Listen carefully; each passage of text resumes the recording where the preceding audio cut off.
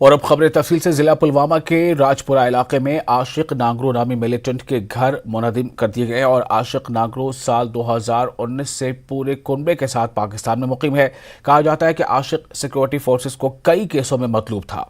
इस सिलसिले में इंतजामिया ने पहले मकान को अपनी तहवील में लिया और पूरी तहकीकात के बाद आशिक नांगरू को मिलिटेंसी कार्रवाइयों में मुलव्वस पाए जाने के साथ साथ मकान को सरकारी अराजी पर पाया गया, जिस पर आज इंतजामिया और पुलिस ने मुश्तरका तौर पर कार्रवाई अंजाम देकर 2 मंजिला मकान को मुनहदिम कर दिया। इस वक्त मौजूद है राजपुरा पुलवामा में। यहाँ पर आप देख रहे हैं जो ये मकान है, जो मिलिटेंट है आशिक नांगरू है, उसका मकान है। पहले फोर्सेस ने ये प्रॉपर्टी है अटैच की थी, तो अथॉरिटीज़ ने ये प्रॉपर्टी जो है अटैच की थी, तो आज इसका बाज़ाब्ता ऑर्डर निकाला गया और इस मकान को जो है डिसमेंटल किया जा रहा है। कहा जाता है यही जो आशिक नांगरू है इस वक्त जो है वो पाकिस्तान में है और कई केसों में मतलूब है यहाँ पर पुलिस को। तो पुलिस ने जो पहले ही प्रॉपर्टी जो अटैच की थी, तो अब आज जो कार्रवाई इसमें अंजाम पाई गई है वो यही है कि जो मकान है उसको पूरी तरीके से डिसमेंटल किया जा रहा है। बिलाल खान, न्यूज़ 18, राजपुरा, पुलवामा। कौमी तहकीकाती एजेंसी यानी NIA की जानिब से पुलवामा में मुख्तलिफ मिलिटेंसी केसों में मुलव्वस मिलिटेंटों के पोस्टर चस्पा किए गए। पुलवामा कस्बे के अलावा दीगर इलाके जात में पाए गए पोस्टरों में लश्कर तैयबा और TRF से वाबस्ता मतलूब मिलिटेंटों पर 10 लाख रुपए का इनाम रखा गया है। मिलिटेंटों में से 2 कश्मीर के कुलगाम और श्रीनगर से हैं, जबकि मजीद 2 का ताल्लुक पाकिस्तान से है। NIA की जानिब से पुलवामा में पहली मरतबा मतलूब मिलिटेंटों के पोस्टर्स लगाए गए हैं। कौमी तहकीकाती एजेंसी की जानिब से अपनी नेमत का पहली दफ़ा मिलिटेंटों के जो पोस्टर यहाँ पुलवामा में चस्पान पाए गए हैं, जिसमें कि 10 लाख रुपया तक इनको इनाम रखा गया है जो इनकी इतला देगा। तो इसमें जो है 2 जो पाकिस्तानी है और 2 जो है वो मुकामी मिलिटेंट है। तो पहली बार जो ये देखा गया है कि जो कौमी तहकीकाती एजेंसी जो है तो उसने इतनी बड़ी जो इनाम जो है इन मिलिटेंटों पर रखा है जो मफरूर है। तो अभी तक यही देखा गया जो ये पोस्टर है पुलवामा में पहली बार पाए गए ऐसे पोस्टर्स। अगरचे पुलवामा ज़िला से कोई मिलिटेंट इसमें ताल्लुक़ नहीं रखता है, लेकिन जो पोस्टर है ये पुलवामा में पाए गए हैं। हम आपको दिखाएं, ये DC ऑफिस पुलवामा है, यहाँ पर भी ये पोस्टर पाए गए और दीगर जितनी भी जगह हैं यहाँ पर पुलवामा में, तो वहाँ पर ये पोस्टर पाए गए। बाज़ाब्ता इनमें नंबरात भी लगे हैं इन पोस्टर्स पे और मिलिटेंटों की जो है तस्वीर भी है और इन पे रिवार्ड भी है। जो 10 लाख रुपये तक जो रिवार्ड रखा है NIA की जानिब से वो इस पे रखा गया है। तो ये पहली बार देखने को मिला है कि अभी तक जो NIA की जो तहकीकाती एजेंसी है वो जो कार्रवाई कर रही थी, लेकिन पहली बार जो है ये इनामात और पोस्टर्स जो पाए गए हैं जो मिलिटेंटों के जो पोस्टर है और जिन पे ऊपर इनाम भी रखा गया है, 10 लाख रुपया इनाम रखा गया। Bilal Khan, News 18, Pulwama. Government higher secondary school Palhalan Pattan में फौज के 29 राष्ट्रीय राइफल्स ने 10 सेक्टर हेडक्वार्टर के ज़ेर एहतमाम मकामी नौजवानों और बुजुर्गों के साथ तबादले ख्याल के सिलसिले में एक तकरीब का इनेकाद किया। इस तकरीब में general officer commanding counter insurgency clue force के मेजर जनरल SS सलारिया ने शिरकत की और इनके हमराह 10 सेक्टर के कमांडर आलोक दास के अलावा SSP बारामूला, पुलिस, फौज और सिविल इंतजामिया के आला अफसरान भी मौजूद थे।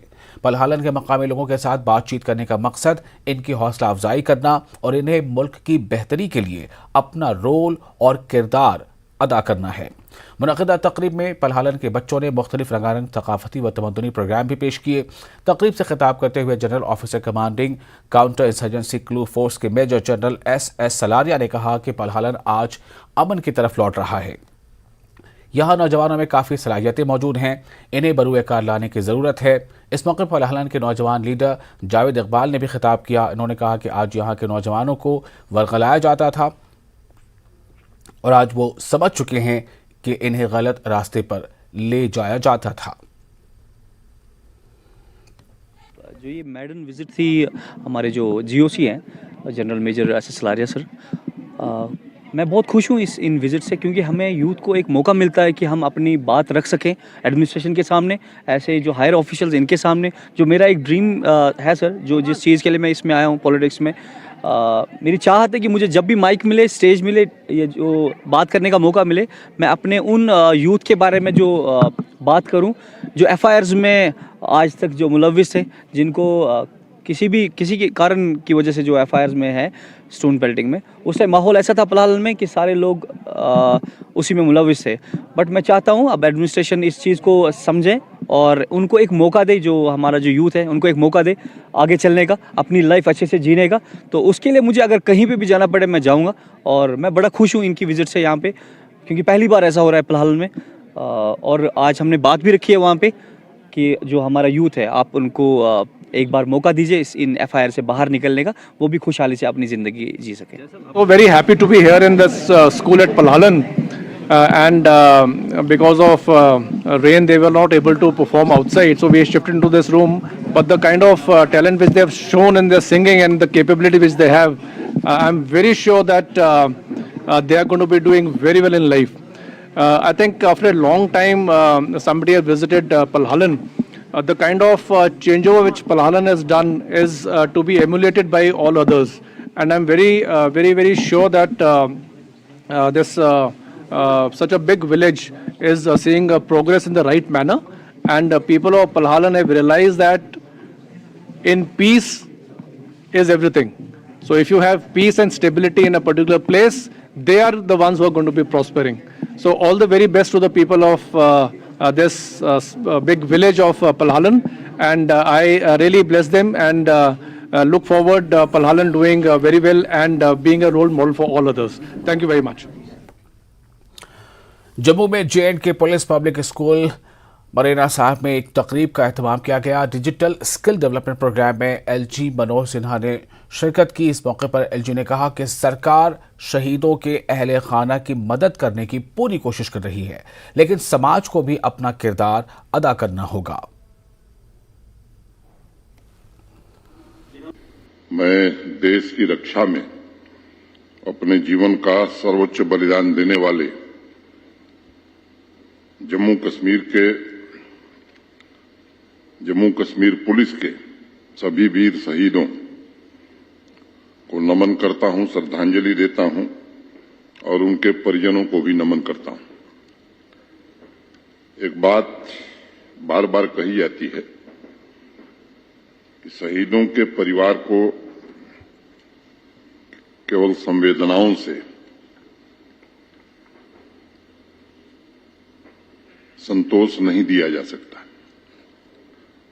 बल्कि सरकार और समाज मिलकर ऐसे ठोस उपाय करें जिससे वो भविष्य की चुनौतियों का भी सफलतापूर्वक सामना कर सकें, सुविधा और सम्मान के साथ अपना जीवन यापन कर सकें। प्रशासन ने, सरकार ने अपने स्तर पर कुछ व्यवस्थाएं बनाई हैं, क्या वो नौकरी की हो, आर्थिक सहायता की हो, लेकिन बावजूद इसके कई परिवारों को कठिनाई रहती है। हर काम सरकार करे, मुझे लगता है कि सरकार की जिम्मेदारी है, लेकिन समाज की भी अपनी एक जिम्मेदारी है, जिनके कारण हम सुख चैन से सोते हैं, जिनके बलिदान के कारण आज हम खुली हवा में सांस ले रहे हैं। मुझे लगता है कि हमें भी इस बात पर सोचना चाहिए समाज के एक सदस्य के नाते कि हमारी क्या जिम्मेदारी बनती है। क्या हम ऐसा कुछ कर सकते हैं कि शहीदों के आश्रित सम्मानपूर्वक अपना जीवन यापन कर सकें,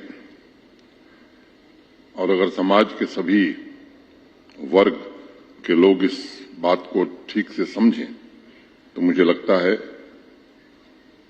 कि एक बेहतर व्यवस्था बनाई जा सकती है। मैं इंडस टावर्स लिमिटेड का शुक्रिया अदा करता हूं, जिन्होंने अपने सामाजिक कर्तव्यों का निर्वहन करते हुए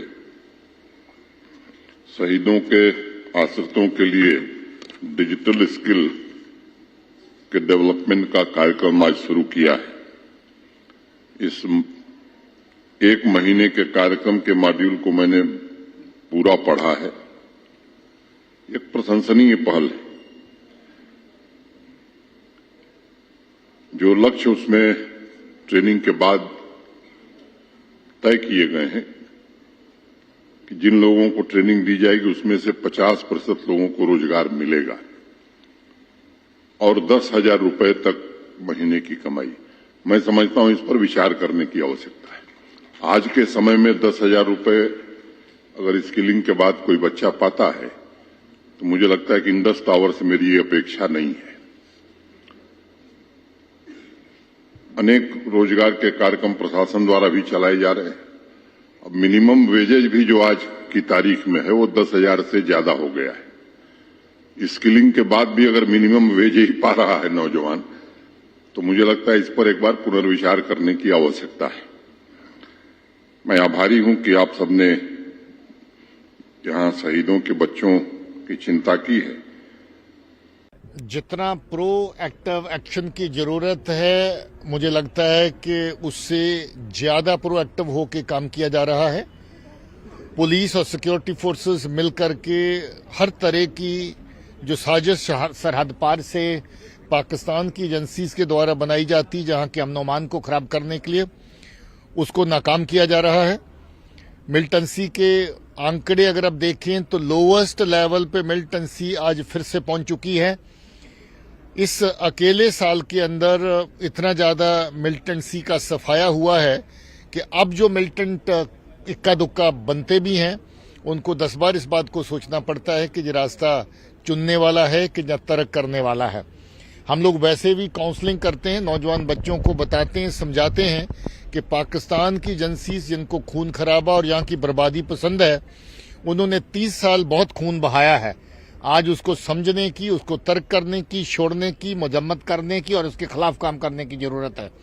उसमें बहुत बड़ा सहयोग लोगों का है, बहुत बड़ा सहयोग नौजवान तबके का हमारे साथ है।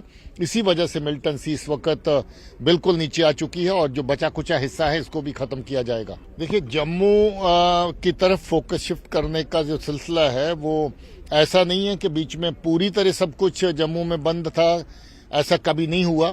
बीच बीच में कभी फदाइन की फॉर्म में, कभी किसी कैंप के ऊपर अलग तरह की कोई कार्रवाई के तरीके से कोई ना कोई काम जहां पर मिलिटेंसी का चलता रहा है। ये अलग बात है कि अब जम्मू के सारे जिले मिलिटेंसी से मुक्त हैं, सिवाय एक जिले को छोड़ के जहां पर 3-4 लोग बचे हैं और बड़ी तेजी से सख्ती से कार्रवाई वहां पर भी चल रही है, वहां पर भी सफाया हो जाएगा। अभी ये जो जिस तरह की साजिशें दोबारा से कहीं कहीं कुछ सेल्स को मॉड्यूल्स को एक्टिवेट करने की हैं, पुलिस पूरी तरह मुस्तैद है, एजेंसीज पूरी तरह हमारी मुस्तैद हैं और कोई दिन ऐसा नहीं जाता जब कोई ना कोई नया मॉड्यूल, नई साजिश जो सामने नहीं आती और हम उसको नाकाम नहीं करते।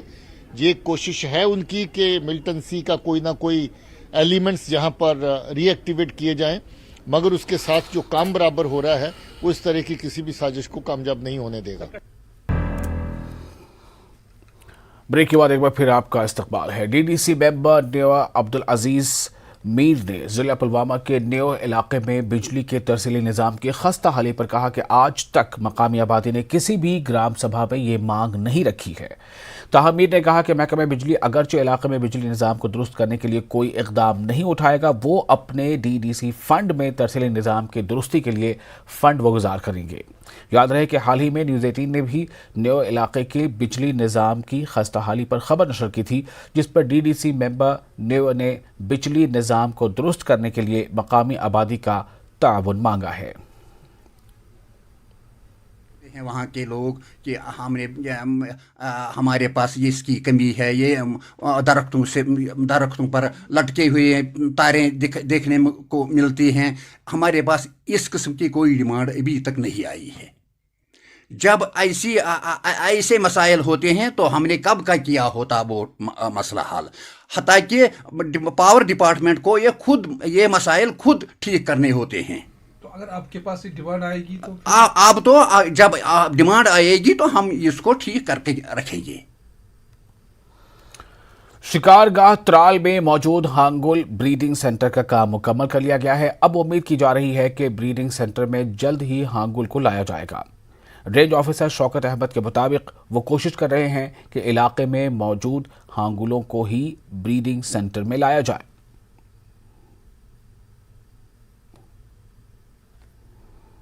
इंशाल्लाह ये हमने मुकम्मल किया है। इसकी 3 टायर प्रोटेक्शन है। इसमें जो फेंसिंग है वो 3 टायर है। इसमें हमने इस साल पूरा जो भी इसका बाकी बचा था पावर फेंसिंग वो भी किए हैं। इसमें ये 3 टायर अब है पूरा प्रोटेक्टेड बना के हैं। तो हम कोशिश कर रहे हैं इसी साल यहाँ पर तो जो हांगुल हैं वो ऑलरेडी हैं इलाके में। हम वो रिसेंटली कुछ दिन पहले हमारे ऊपर गेट के पास भी आए थे हमारे पास, क्योंकि हमने बाहर सारी जगह पर कैमरा ट्रैप्स हैं वो उसमें हमने फिक्स किए हैं बहुत जगहों पे, तो उनमें उनका तादाद भी बहुत आ रहा है। तो वो हम कोशिश इंशाल्लाह कर रहे हैं कि हमने इसमें जो सब्जी हैं वो हमने इनको डाला है बहुत जगह पर, सब्जी भी हमने उनको फराहम की है और पानी भी नमक भी हम उसको बाहर रखते ताकि वो अंदर आए। हम ये कोशिश करते हैं कि कहीं से ट्रांसफ़र करने से बेहतर रहेगा पहले हम जो यहाँ इलाके में मौजूद है जितना भी मौजूद है कि वो अंदर आए ताकि उनका जो हैबिटेट ये एरिया है उनके लिए मुफीद है वो यही रहेगा कि वो खुद ही अंदर आए। ये जो सेंटर है इसको हांगुल के लिए सेफ करार दिया गया है। अब उम्मीद की जा रही है कि जल्द ही यहाँ हांगुल को लाया जाएगा ताकि इस इलाके की जो शान है वो बढ़ जाए और यहाँ ज़्यादा से ज़्यादा सयाह आ सके। न्यूज़ 18 जम्मू कश्मीर लद्दाख हिमाचल के लिए मैं शिकारगाह से सईद मंजूर। और इसके बाद एक और अहम खबर, कुपवाड़ा सब डिस्ट्रिक्ट अस्पताल जो लाखों अफराद के लिए इलाज का वाहिद जरिया है, क्योंकि इस अस्पताल पर कन्ना से लेकर गांव देहात तक की लोगों की नज़रें हैं। ख़ास तौर पर मौसम सरमा में कुपवाड़ा अस्पताल लोगों की वाहिद उम्मीद है और इस अस्पताल में तमाम शोबे-जात के लिए अलग अलग डॉक्टर होने चाहिए, लेकिन आज भी डॉक्टरों की कई आसामियां खाली पड़ी हैं। लेकिन इस बीच सरकार ने हालिया फैसले में कुपवाड़ा में 3 गायनोकोलॉजिस्ट को रोटेशनल सतह पर गुरेज भेजने का फैसला किया है, जिस पर आवाम में सरकार के इस फैसले पर गम-गुस्सा पाया जाता है। लोग सरकार के इस फैसले पर नज़रसानी करने का मुतालबा कर रहे हैं ताकि मौसम सरमा में आवाम को मुश्किलात का सामना न करना पड़े। कि जो यहाँ डिस्ट्रिक्ट कुपवाड़ा की लीडरशिप है, एमपीज़ है, एमएलएज़ है, मंत्री रहे हैं, उन्होंने इस बात पर अपनी ज़बान को ताला क्यों लगाया है? क्या वो लोगों के रिप्रेजेंटेटिव नहीं है? क्या वो आज लोगों के पास नहीं जाते हैं? या क्या वो गाँव नहीं घूमते हैं कल आने वाले इलेक्शन के लिए हमें वोट दे दो? क्या उन पर हक नहीं है कि वो इस अस्पताल के बारे में बात करें? क्या उनको हक ये नहीं है कि ये जो यहाँ प्रॉब्लम है लोगों को है वो इस पर बात करें? मुझे इस बात करनी चाहिए कि हमारे इस अस्पताल के साथ क्यों बार बार जुल्म हो रहा है, बार बार इसी को क्यों टारगेट किया जा रहा है। कभी इसको डिस्ट्रिक्ट अस्पताल का दर्जा दिया जाता है, जब कोई मैट्रिक पास होता है तो उसको 12th में चढ़ना है, इसको तो प्राइमरी में लगाया गया है। मुझे इस चीज़ का पर बहुत अफसोस है और उन लीडरों पर भी बहुत अफसोस है जिन्होंने अपनी ज़बान पर ताला लगाया। अदालत ने निकाला कि यहाँ जो गायनोकोलॉजिस्ट हैं उनको इसने गुरेज ट्रांसफ़र किया है। हम उसके खिलाफ बाज़ाब्ता आज ये प्रोटेस्ट कर रहे हैं क्योंकि वो ऑर्डर जो है वो रिवोक होना चाहिए, क्योंकि यहाँ already dearth of staff is there, क्योंकि डॉक्टरों की बहुत ज़्यादा किल्लत है इस डिस्ट्रिक्ट हमारा जो हॉस्पिटल है यहाँ पर कुपवाड़ा में है, इसमें ऑलरेडी डॉक्टरों की किल्लत है। तो हमारी आपकी इस चैनल के माध्यम से LG एडमिनिस्ट्रेशन से, डिस्ट्रिक्ट एडमिनिस्ट्रेशन से गुजारिश रहेगी कि ये ऑर्डर जो निकाला है ये ऑर्डर रिवोक होना चाहिए ताकि हमारी आवाम को मज़ीद मुश्किलात का सामना नहीं करना पड़े। ठीक है, आपका कहना सही है कि यहाँ पर डॉक्टरों की किल्लत है और किल्लत होने के बावजूद भी जो हमारे गायनी यहाँ पर थे हंदवारा से और कुपवाड़ा से उनको उठाया गया और गुरेज भेजा गया है, जबकि यहाँ से ही ज़्यादा लोग सफ़र हो रहे हैं। क्योंकि आपने देखा है, आपको पता है कि यहाँ कितना एरिया कवर हो रहा है, कुपवाड़ा और हंदवारा जो भी 2 हॉस्पिटल हमारे हैं इन पर कितना लोड है। लिहाजा हम चाहते हैं आपके चैनल के माध्यम से हम गवर्नर साहब से ये कहना चाहते हैं कम से कम कुपवाड़ा ज़िले से डॉक्टर मत उठाइए, मेहरबानी कीजिए, ये हमारे साथ जुल्म हो रहा है। नाजरीन, सेहत शोबा बराह रास्त इंसानी जानों के साथ जुड़ा हुआ है और जब इसी शोबे पर तलवार गिरेगी तो मरीजों का हाल क्या होगा। यानी कि कुपवाड़ा ज़िले में पहले ही गायनेकोलॉजिस्ट की कमी है, क्योंकि ये वो ज़िला है जो श्रीनगर से 100 किलोमीटर की दूरी पर वाक़या है और इसी ज़िले से अब यहाँ गायनेकोलॉजिस्ट को गुरेज रोटेशनल बेस पर भेजा जा रहा है, जिसकी वजह से यहाँ के आवाम में इंतज़ामिया के तई गम व गुस्सा पाया जा रहा है, क्योंकि ये वो इलाका है जो सरहदों के साथ जुड़ा है और कई इलाके ऐसे भी हैं जो 3 से 4 महीने के लिए कट रहते हैं और ज़िला सदर मुकाम से उनका राबिता मुनक़ता हो जाता है। कि सरमा के दिनों यहाँ लोगों को इंतहाई तकलीफ़देह सूरत हाल का सामना रहता है, क्योंकि कई इलाकों के लोगों को बर्फ़ चीरते हुए कुपवाड़ा सब डिस्ट्रिक्ट अस्पताल पहुँचना पड़ता है, जिसकी ताज़ा मिसाल पिछले साल मूरी के हमें देखने को मिली, क्योंकि मूरी से एक मरीज़ को कुपवाड़ा आना पड़ा, लेकिन कुपवाड़ा में उससे गायनिकोलॉजिस्ट दस्तयाब नहीं था, फिर उसे श्रीनगर रुख करना पड़ा और रास्ते में उसके बच्चे और उसकी मां की मौत वाक़या हो गई, जो कई दिनों तक सुर्खियों में रहा। तो उम्मीद ये है, दुआ ये है कि उस तरह के हादसात दोबारा रोनमा न हो, इसलिए सरकार को चाहिए कि कुपवाड़ा ज़िले में मज़ीद डॉक्टरों को भेजा जाए, न कि यहाँ ही के डॉक्टरों को दूसरी जगह मुंतकिल किया जाए। नेटवर्क 18 के लिए कुपवाड़ा से यहिया सुल्तान। एएमयू सिटी हाई स्कूल का कश्मीर निवासी 10वीं का छात्र बृहस्पतिवार सुबह से लापता है। वो यहाँ नदीम तरीन हॉल में अपने चचेरे भाई के साथ रहता था। लापता छात्र के पैतृक गांव में विरोध प्रदर्शन किया जा रहा है। प्रदर्शनकारी लापता छात्र का पता लगाने की मांग कर रहे हैं। फिलहाल पुलिस ने मुकदमा दर्ज कर छात्र की तलाश शुरू कर दी है। जम्मू कश्मीर के बारामूला सोपोर के गांव बोहरीपुरा का 17 वर्षीय मसरूर अब्बास मीर पुत्र मोहम्मद अब्बास मीर यहां एएमयू के Raja Mahendra Pratap city high school में 10वीं का छात्र है।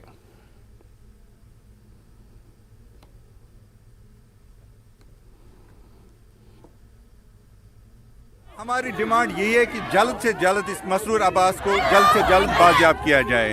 हम यहाँ पे हमारा यहाँ पे इंफ्रास्ट्रक्चर कम है, स्कूलों में हम यहाँ पे ज़मीन बेचते हैं, कोई मजदूरी करता है, तो हिंदुस्तान के दूसरे शहरों में, दूसरी यूनिवर्सिटी में हमारे बच्चे पढ़ रहे हैं। इस वक्त यहाँ का गरीब तबका भी बाहर भेज रहा है पढ़ाने के लिए, एक बच्चा पढ़ना चाहिए, लेकिन हमें मालूम नहीं हो रहा है कि 3 दिन से लापता है हमारा बेटा, तो अभी वो बाजियाब नहीं हुआ है। पुलिस काम कर रही है, ये हम किसी गवर्नमेंट के खिलाफ नहीं बोल रहे हैं, किसी के प्रशासन के खिलाफ या किसी अफसर के खिलाफ नहीं बोल रहे हैं। हमारा मकसद यहाँ पे ये नहीं है कि किसी को तंग करें, हमारा मकसद ये है कि एक माँ को उसका बच्चा दिया जाए। इसका बच्चा यहाँ पे ब्रिंग मदर हर सन बैक, ये मसरूर अब्बास ये ज़्यादा बड़ा नहीं है, ये 10वीं क्लास में पढ़ता है। हम चाहते हैं जल्द से जल्द इसको बाजियाब किया जाए। हमारा एक बच्चा मुस्लिम अलीगढ़ यूनिवर्सिटी में पढ़ रहा था, वो मैट्रिक में पढ़ रहा था, वहाँ जो सिटी हॉल है वहीं वो मतलब मैट्रिक में पढ़ रहा था। 3 दिन से वो लापता है, बिल्कुल उसका कोई भी पता नहीं है। लेकिन हमारी यही मांग है कि जो वहाँ का पुलिस है वो तो बिल्कुल सुस्त रफ्तारी से काम कर रहा है। 3 दिनों में कोई भी क्लू नहीं आ गया, जबकि आज इतना तेज़ रफ्तार ज़माना है कि मिनटों में सब कुछ मालूम हो सकता है। ये तो पता नहीं क्या हो रहा है हमारे साथ। हम यहाँ ज़मीन बेचते हैं, जेवर बेचते हैं, सब कुछ बेचकर अपने बच्चों को तालीम देते हैं। हमारे बच्चे कोई क्रूड मैनर नहीं रखते हैं, हमारे बच्चे कोई गलत काम नहीं कर रहे हैं। हम तो एजुकेशन हासिल कर रहे हैं, लेकिन हमारे साथ नाइंसाफ़ी हो रही है। वहाँ का पुलिस 3 दिनों से इसने क्या किया? कुछ भी नहीं किया। जम्मू कश्मीर नेशनल कॉन्फ्रेंस के मुख्य प्रवक्ता तनवीर सादिक ने एलजी प्रशासन से सोपोर के लापता छात्र का पता लगाने में मदद करने की अपील की है। सोपोर का बच्चा है जो 10th स्टैंडर्ड में एएमयू में पढ़ता था, अलीगढ़ मुस्लिम यूनिवर्सिटी में। उसके बारे में न्यूज़ आई कि वो कल एटीएम से पैसा निकालकर उसके बाद फिर उसका कोई भी उसका अता पता नहीं है। अब उसके जो पूरे घर वाले हैं, छोटा बच्चा है, वो बाहर बहुत ही परेशान है, यहाँ प्रोटेस्ट कर रहे हैं। मेरी अपील होगी यहाँ के जो लेफ्टिनेंट गवर्नर है उनसे और यहाँ की जो इंतज़ामिया है कि वो यूपी पुलिस के साथ, अलीगढ़ पुलिस के साथ बातचीत करके किसी तरीके से इस छोटे बच्चे को अपने घर वालों के पास लाए, उसको सुरक्षित अपने घर वालों के पास लाकर उसके वेयरअबाउट्स का पता कराए। और इसके साथ इस बुलेटिन में फिलहाल इतना ही। तो एक और खबर आपको बता दें, यहाँ पर इस वक्त अहम है, कश्मीरी पंडित कॉन्फ्रेंस ने अक़वाम मुत्तहिदा के इंसानी हुकूक कमीशन और नेशनल ह्यूमन राइट्स कमीशन को ख़त लिखकर तवज्जो मबज़ूल कराई है। अपने ख़त में तंजीम ने जिक्र किया है कि कश्मीरी पंडित बिरादरी सालों 32 सालों गुज़श्ता से काबिल रहम सूरत हाल का सामना कर रहे हैं। और ख़त में कश्मीरी पंडित कॉन्फ्रेंस ने यह भी लिखा है कि वादी में पाकिस्तान की सरपरस्ती और हिमायत याफ्ता दहशतगर्दों के ज़रिए इनके सकाफ़त और विरसे को तबाह करने की कोशिशें की जा रही हैं।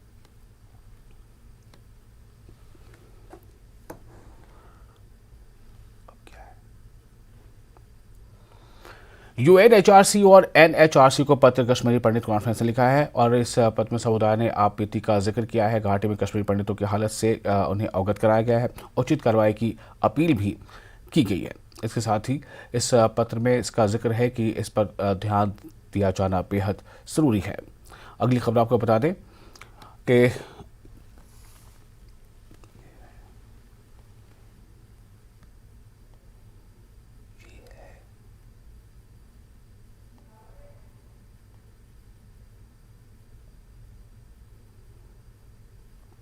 नाज़रीन, हम आज आपकी मुलाकात वादी कश्मीर के लंबे कद के इंसान से कराते हैं जो कि ज़िंदगी की एक बहुत बड़ी जंग अकेले लड़ रहा है। दुनिया के लिए ये एक अजूबा हो सकता है, ताहम वो लंबे कद को लेकर काफ़ी फ़िक्रमंद हैं, बल्कि वो इन दिनों कसमपोशी की हालत में ज़िंदगी गुजर बसर कर रहे हैं। पेश है ज़हूर रिजवी की ये ख़ास रिपोर्ट।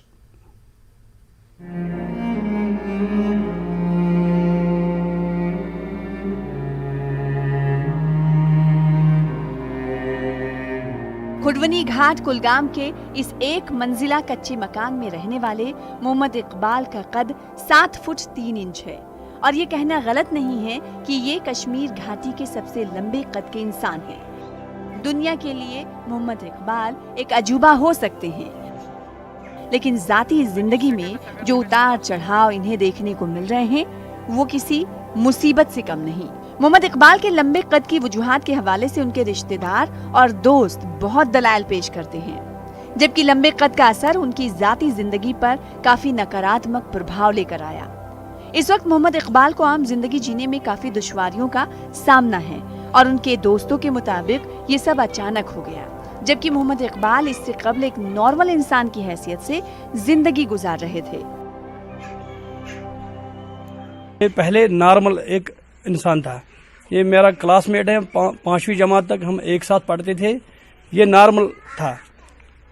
उसके बाद इसको थोड़ा प्रॉब्लम हो गई है पिट्यूटरी ग्लैंड में, इसको सर्जरी आई 10 साल पहले जी। हाँ, इसकी ज़िंदगी जो है बहुत मुश्किल से गुजर रही है क्योंकि इसका वज़न भी भारी है, इसका कद जो है तकरीबन 7 फुट 3 इंच है।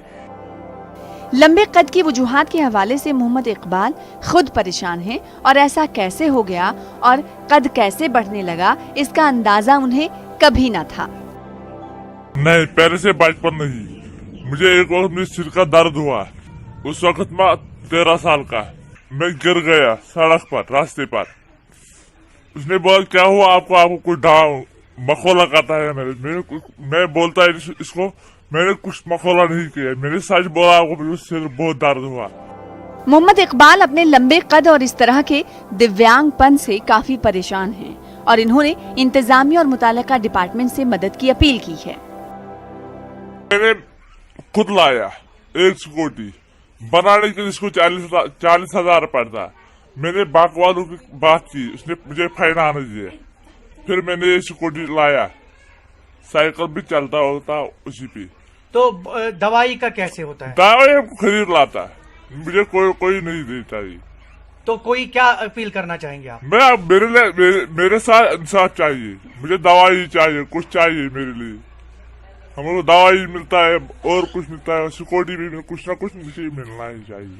तो जब आप बाहर वगैरह निकलते हैं तो लोग कैसे देखते हैं आप? बच्चे वगैरह, चूंकि आप लंबे कद के हैं, जब आप निकलते हैं तो कैसे देखते हैं वो कैसे देखते हैं?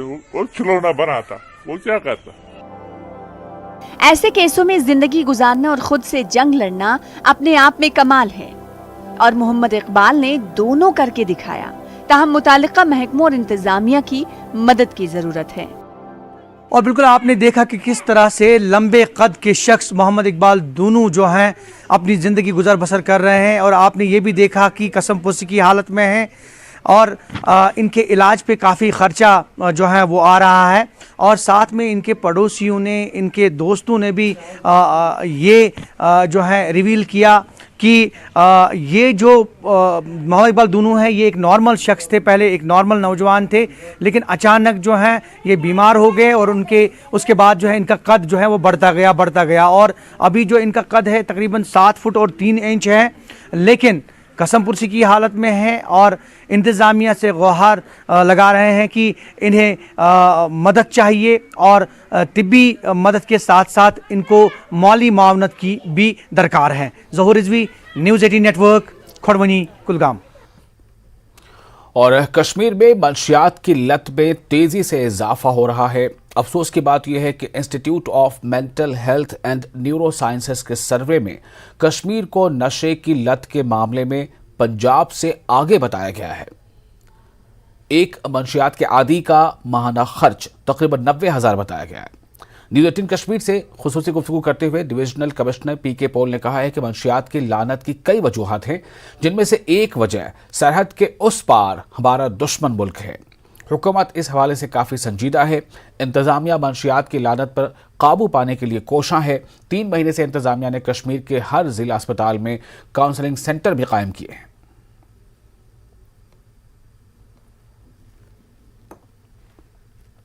है डिविजनल कमिश्नर कश्मीर पीके पोले साहब। तो यहाँ पर हम बात करने जा रहे हैं। पहला सवाल आपसे पूछना चाहेंगे कि ड्रग एडिक्शन जो है कश्मीर में बहुत ज़्यादा बढ़ चुका है। एमहैंस ने अभी सर्वे की है और सर्वे के मुताबिक ये पता चल रहा है कि अराउंड ₹460 मिलियन कश्मीर का मंथली खर्चा हो रहा है ड्रग्स पे। आप किस तरीके से इस ड्रग एडिक्शन को कर्ब करने की कोशिश करते हैं और दिन ब दिन ये ड्रग एडिक्शन बढ़ता क्यों जा रहा है? बेसिकली ड्रग्स मेनेंस जो है इसमें बहुत सारे कारण हैं और वन ऑफ द कारण ये है कि अक्रॉस द बॉर्डर जो हमारा शत्रु देश है वो इसको बढ़ावा दे रहा है। बहुत बार ये भी पाया गया है कि हथियारों के साथ साथ पाउचेस भी मिले हैं, चाहे अफीम के हैं या दूसरे जो कोकेन्स के हैं उनके मिले हैं।